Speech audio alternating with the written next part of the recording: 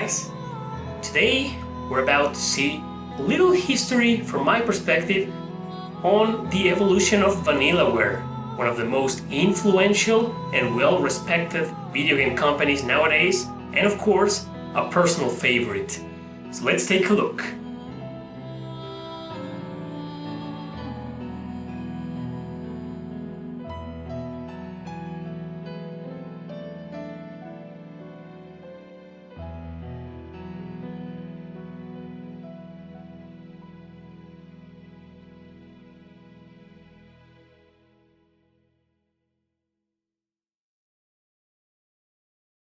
The evolution of Vanillaware starts with George Kamitani, its founder.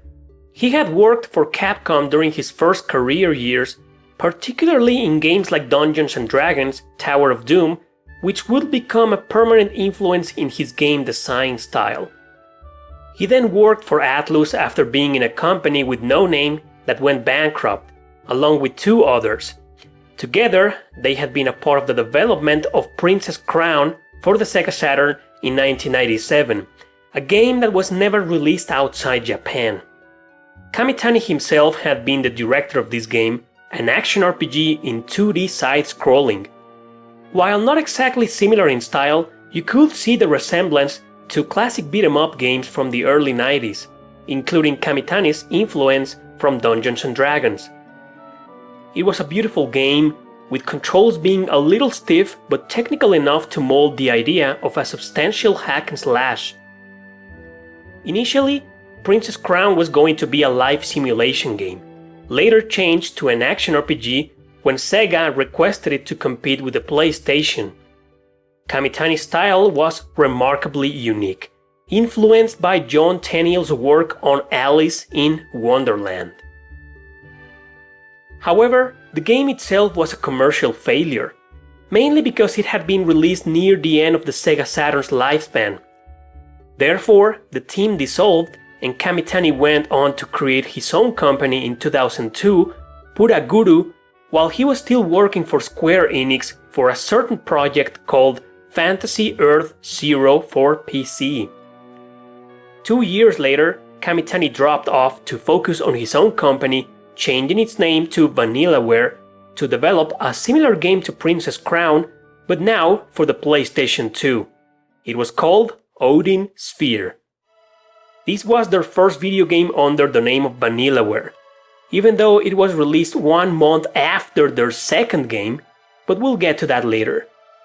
The game felt like a much better improvement over Princess Crown, being considered by Kamitani himself as a spiritual successor. Again, character sprites were modeled in 3D but within a 2D environment with beautiful backgrounds and layers to compose the main scenarios. Just like its predecessor, it was an action RPG with the players being in control of one character per route, considering it had 4 other characters to unlock. Hack and slash in side-scrolling was too the main feature of the gameplay mechanics, still with some technicalities and penalties, but with a much more fluid movement and rapid combos. Overall, it was a much better game and it was a commercial success. So successful, as a matter of fact, that it immediately overshadowed Vanillaware's second game for being released 1 month after it, even though it had been completed since 1 year before. That second game was GrimGrimoire. But contrary to Kamitani's previous games, this one was not an RPG.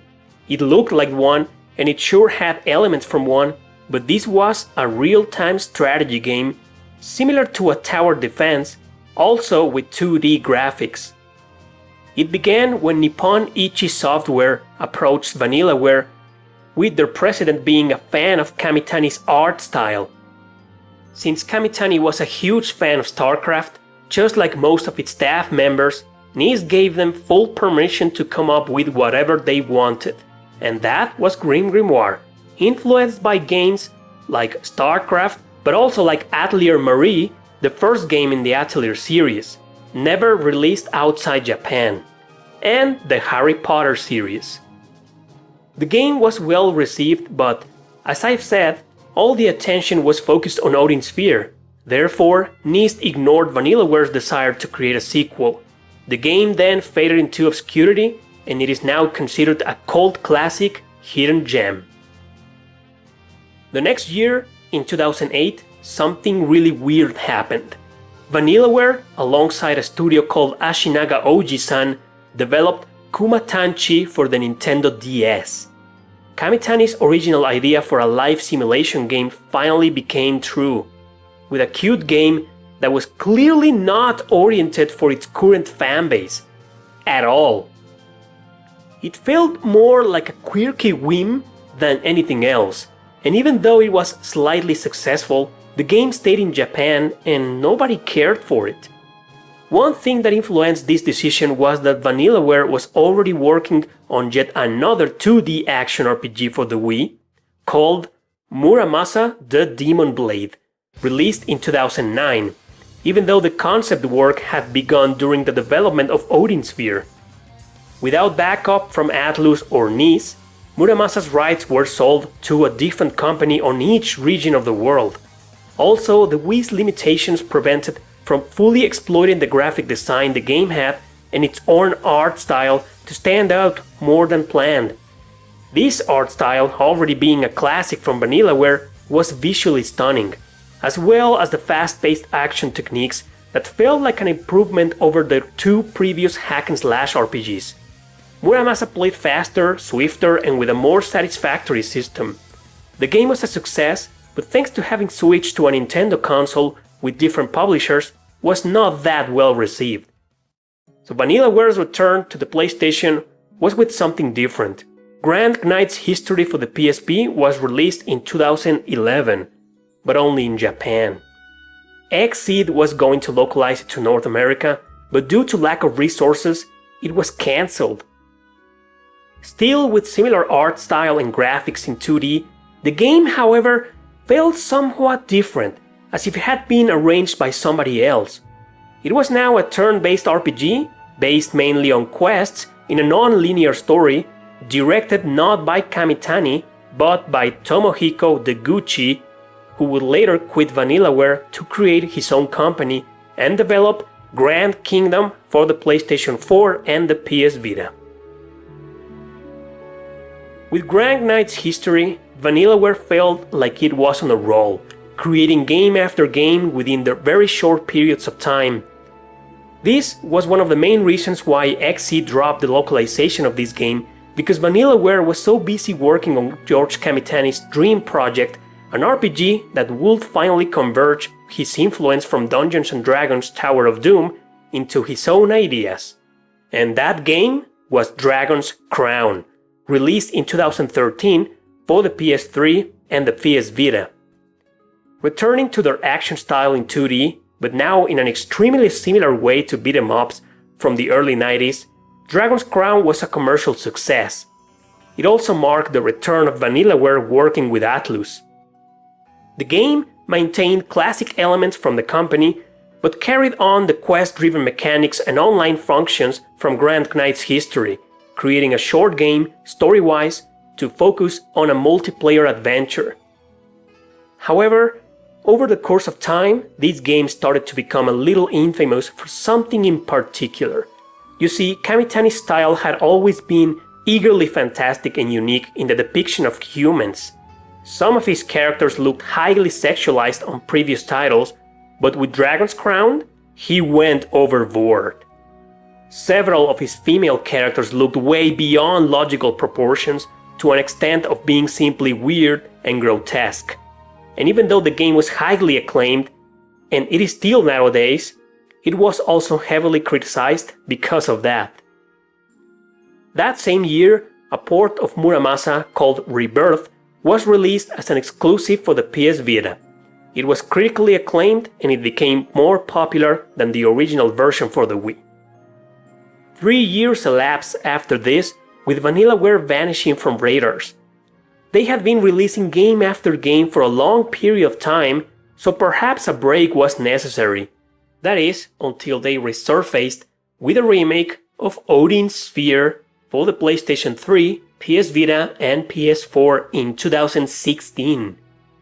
The story and order of character routes remained the same, even the art style and the 2D graphics, but several additional elements were introduced to it, including a much easier gameplay and the removal of certain penalties like the constant POW bar, which restrained players from endlessly attacking their enemies. Other features included platforming elements, like in Muramasa, and friendlier mechanics involving a skill tree system, which wasn't in the PS2 original version. Overall, this remake was a commercial success, and it brought the company to a completely different level than before, helping them to port Dragon's Crown as well for the PS4 in 2018. The same year, when they revealed a new trailer in direct collaboration with Atlus for what seems to be their newly developed title, 13 Sentinels Aegis Rim. There are only 2 trailers, including this one right here, with no gameplay footage so far. We can clearly see Atlus's influence on their trending subgenre of urban fantasy involving high school students. Every single main title from Vanillaware has been, so far, either medieval or just historically ancient. This is going to be their first time on a modern setting, also involving mechas. I wonder how they will fare. I have no expectations of this, considering the excessive popularity of high school settings in JRPGs nowadays, but if it's Vanillaware, I doubt I'll be disappointed. This game is to be announced this year, so I'm guessing it will be released on the next. Hopefully.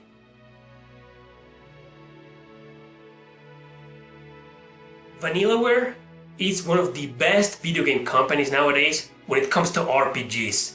It has influenced tons of other new companies, and some of them have tried to emulate them, but none of them have been as successful as Vanillaware has been. So now we just have to wait and see what's going to happen with this new project, this new game that have been developing with Atlus. It's going to be announced this year maybe, so hopefully it will be released next year or in 2 years. Who knows, we'll just have to wait and see.